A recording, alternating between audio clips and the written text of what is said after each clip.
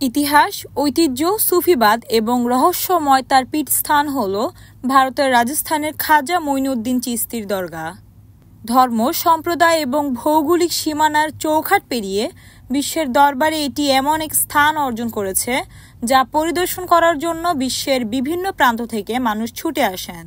শুধুমাত্র ইসলাম ধর্মাবলম্বী নন, হিন্দুরা দর্শনার্থীও আজমিরের এই দরগাহে উপস্থিত হন। এখানে নারীরা প্রবেশ করতে পারেন।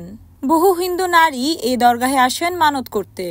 এই মুহূর্তে খবরের শিরোনামে রয়েছে আজমিরের দরগাহ, তবে অন্য কারণে শিব মন্দিরের উপরে এই দরগাহ বানানো হয়েছিল বলে আদালতে মামলা দায়ের করেছেন হিন্দু সেনা নামে এক সংগঠনের সভাপতি বিষ্ণু গুপ্তা।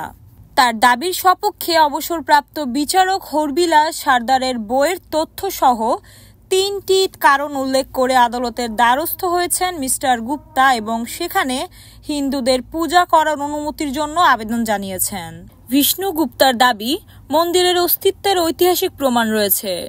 অন্যদিকে আজমির দরগাহের প্রধান উত্তরাধিকারী এবং খাজা মঈনুদ্দিন চিশতির বংশধর সৈয়দ নাসিরউদ্দিন চিশতি ওই দাবিকে সস্তা প্রচার পাওয়ার জন্য স্টান্ট বলে আখ্যা দিয়েছেন।